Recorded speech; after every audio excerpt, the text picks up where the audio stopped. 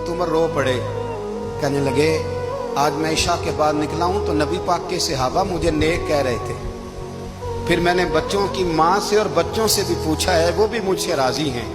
पर उजाफा, तेरे साथ नबी पाक राज की बातें करते थे, सच बता कहीं उमर का नाम मुनाफिकों में शामिल तो नहीं? सच बता, उन मुनाफिकीन में तो शामिल नहीं, कहीं ऊपर ऊपर से तो नहीं सारा कुछ? हजरत उजाफा बिन यमान कहते हैं, मैं बाप के मरने पे इतना नहीं रोया जितना उमर के सवाल पे रोया। मैं कदमों में बैठ गया, मैंने कहा नहीं उमर, ये तो मैंने नहीं सुना, लेकिन ये मैंने नबी पाक से जरूर सुना है कि मेरे बाद अगर कोई नबी होता तो उमर इब्ने खत्ताब होता।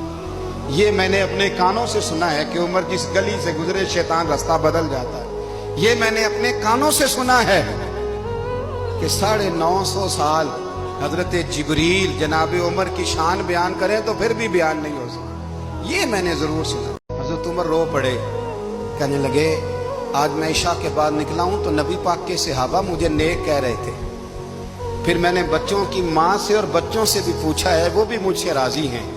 पर उजाफा, तेरे साथ नबी पाक राज की बातें करते थे, सच बता कहीं उमर का नाम मुनाफिकों में शामिल तो नहीं? सच बता, उन मुनाफिकीन में तो शामिल नहीं, कहीं ऊपर ऊपर से तो नहीं सारा कुछ? हजरत उजाफा बिन यमान कहते हैं, मैं बाप के मरने पे इतना नहीं रोया जितना उमर के सवाल पे रोया। मैं कदमों में बैठ गया, मैंने कहा नहीं उमर, ये तो मैंने नहीं सुना, लेकिन ये मैंने नबी पाक से जरूर सुना है कि मेरे बाद अगर कोई नबी होता तो उमर इब्ने खत्ताब होता। ये मैंने अपने कानों से सुना है कि उमर जिस गली से गुजरे शैतान रास्ता बदल जाता है। ये मैंने अपने कानों से सुना है कि 950 साल हजरत जिब्रील जनाब उमर की शान बयान करें तो फिर भी बयान नहीं हो सकता। ये मैंने जरूर सुना।